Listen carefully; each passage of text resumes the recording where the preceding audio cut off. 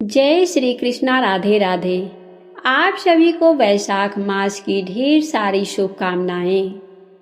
आज के इस वीडियो में हम आपके लिए लेकर के आए हैं वैशाख मास का संपूर्ण महात्म्य। एक वीडियो में सरल शब्दों में और शास्त्रों के अनुसार इस कथा को सुन करके आप जानेंगे कि क्यों यह महीना इतना पवित्र है, कौन कौन से कार्य इस महीने में विशेष फलदायी होते हैं और कैसे आप अपने जीवन को सुख, शांति और समृद्धि से भर सकते हैं। तो भक्तों, अगर आप श्रद्धा और विश्वास के साथ इस कथा को अंत तक सुनेंगे तो न केवल आपका पाप का नाश होगा बल्कि भगवान की विशेष कृपा भी आप पर अवश्य बरसेगी। अब आइए सुनते हैं 17वां अध्याय की कथा। वैशाख मास के महात्म्य श्रवण से एक सर्प का उद्धार और वैशाख धर्म के पालन तथा राम नाम जप से व्याध का वाल्मीकि होना। श्रुतदेव कहते हैं, तदंतर व्याध सहित शंख मुनि ने विस्मित होकर के पूछा, तुम कौन हो और तुम्हें यह दशा कैसे प्राप्त हुई थी? सर्प ने कहा, पूर्व जन्म में मैं प्रयाग का एक ब्राह्मण था। पिता का नाम कुशीद मुनि और मेरा नाम रोचन था। मैं धनाढ़, अनेक पुत्रों का पिता और सदैव अभिमान से दूषित था। बैठे बैठे बहुत बकवास किया करता था। बैठना, सोना, नींद लेना, मैथुन करना, जुआ खेलना और लोगों की बातें करना और सूद लेना, यही मेरे व्यापार थे। मैं लोक निंदा से डर करके नाम मात्र से शुभ कर्म करता था। दंभ के साथ उन कर्मों में मेरी श्रद्धा नहीं थी। इस प्रकार मुझ दुष्ट और दुर्बुद्धि के कितने ही वर्ष बीत गए। तदंतर इसी वैशाख मास में जयंत नामक ब्राह्मण प्रयाग क्षेत्र में निवास करने वाले पुण्यात्मा द्विजों को वैशाख मास के धर्म सुनाने लगे। स्त्री, पुरुष, क्षत्रिय, वैश्य और शूद्र सहस्त्रों श्रोता प्रातः काल स्नान करके अविनाशी भगवान विष्णु की पूजा के पश्चात प्रतिदिन जयंत की कही हुई कथा सुनते थे। वे सभी पवित्र एवं मौन होकर के उस भगवत कथा में अनुरक्त रहते थे। एक दिन की बात है, मैं भी कौतूहल बस देखने की इच्छा से श्रोताओं की उस मंडली में जा पहुंचा। मेरे मस्तक पर पगड़ी बंधी थी, इसलिए मैंने नमस्कार तक नहीं किया और संसारी वार्तालाप में अनुरक्त था। कथा में विघ्न डालने लगा। कभी मैं कपड़े फैलाता, कभी किसी की निंदा करता और कभी जोर जोर से हंसने लगता। जब तक कथा समाप्त हुई तब तक मैंने इसी प्रकार समय बिताया। तत्पश्चात दूसरे दिन क्षत्रिपात रोग से मेरी मृत्यु हो गई। मैं तपाए हुए शीशे के जल से भरे हुए हलाहल नरक में डाल दिया गया और 14 मनवंतरों तक वहां यातना भोगता रहा। उसके बाद 84 लाख योनियों में क्रमशः जन्म लेता और मरता हुआ मैं इस समय क्रूर तमोगुणी सर्प होकर के इस वृक्ष के खोखले में निवास करता था। हे मुनि, सौभाग्यवश आपके मुखारविंद से निकली हुई अमृतमयी कथा को मैंने अपने दोनों नेत्रों से सुना, जिससे तत्काल मेरे सारे पाप नष्ट हो गए। हे मुनि श्रेष्ठ, मैं नहीं जानता कि आप किस जन्म के मेरे बंधु हैं, क्योंकि मैंने कभी किसी का उपकार नहीं किया है, तो भी मुझ पर आपकी कृपा हुई है। जिनका चित्त समान है, जो सब प्राणियों पर दया करने वाले साधु पुरुष हैं, उनमें परोपकार की स्वाभाविक प्रवृत्ति होती है। उनकी कभी किसी के प्रति विपरीत बुद्धि नहीं होती। आज आप मुझ पर कृपा कीजिए, जिससे मेरी बुद्धि धर्म में लग जाए। देवादिदेव भगवान विष्णु की मुझे कभी विस्मृति न हो और साधु चरित्र वाले महापुरुषों का सदा ही संग प्राप्त हो। जो लोग मद से अंधे हो रहे हों उनके लिए एकमात्र दरिद्रता ही उत्तम अंजन है। इस प्रकार नाना भांति से स्तुति करके रोचन ने बार बार शंख को प्रणाम किया और हाथ जोड़ करके चुपचाप उनके आगे खड़ा हो गया। तब शंख ने कहा, हे ब्राह्मण, तुमने वैशाख मास और भगवान विष्णु का महात्म्य सुना है। इससे उसी क्षण तुम्हारा सारा बंधन नष्ट हो गया है। हे द्विश्रेष्ठ, परिहास, भय, क्रोध, द्वेष, कामना अथवा स्नेह से भी एक बार भगवान विष्णु के पापहारी नामक का उच्चारण करके बड़े भारी पापी भी रोग शोक रहित बैकुंठ धाम में चले जाते हैं। फिर जो श्रद्धा से युक्त हो, क्रोध और इंद्रियों को जीत करके सबके प्रति दया भाव रखते हुए भगवान की कथा सुनते हैं, वे उनके लोक में जाते हैं। इस विषय में तो कहना ही क्या है।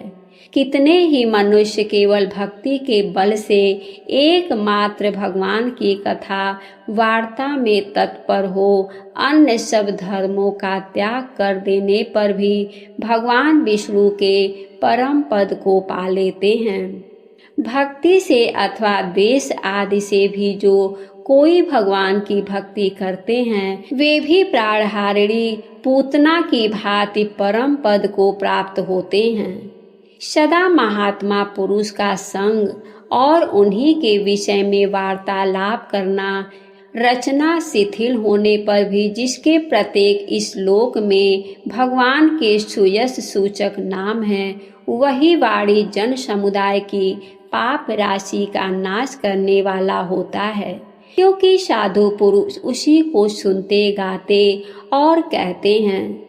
जो भगवान किसी से कष्ट साध्य सेवा नहीं चाहते, आसन आदि विशेष उपकरणों की इच्छा नहीं रखते तथा सुंदर रूप और जवानी नहीं चाहते, एक बार भी स्मरण कर लेने पर अपना परम प्रकाश में बैकुंठ धाम दे डालते हैं।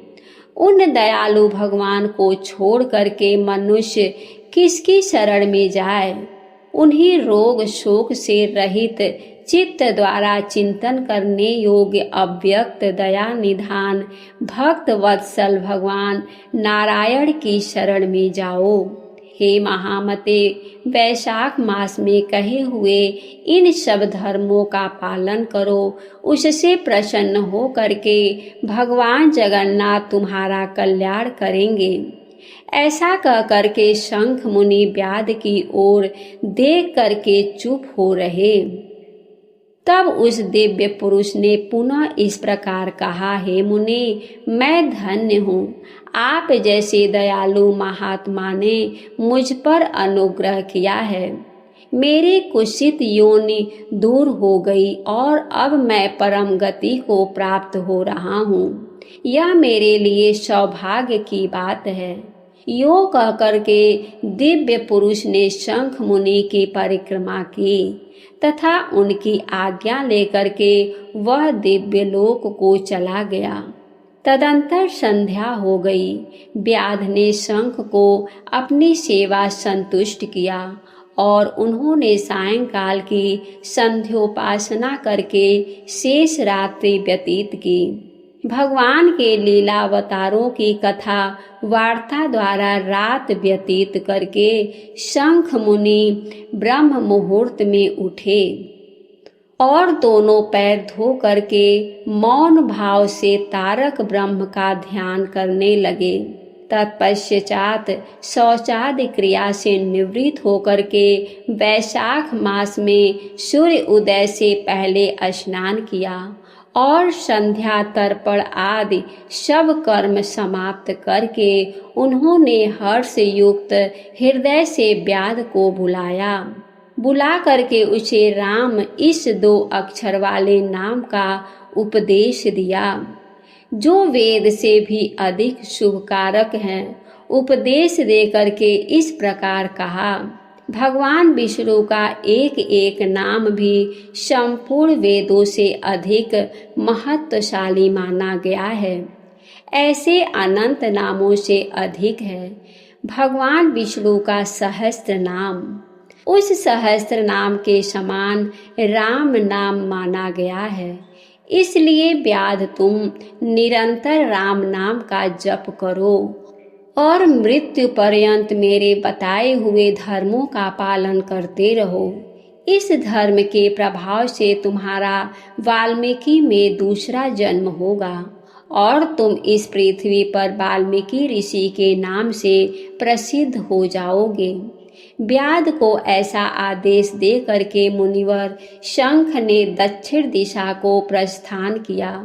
व्याध ने भी शंख मुनि की परिक्रमा करके बार बार उनके चरणों में प्रणाम किया और जब तक वे दिखाई दिए तब तक उन्हीं की ओर देखता रहा। फिर उसने अति योग्य वैसोक्त धर्मों का पालन किया। जंगली कैथ, कटहल, जामुन और आम आदि के फलों से राह चलने वाले थके मांदे पथिकों को वह भोजन कराता था। जूता, चंदन, छाता, पंखा आदि के द्वारा तथा बालू के बिछावन और छाया आदि की व्यवस्था से पथिकों के परिश्रम और पसीने का निवारण करता था।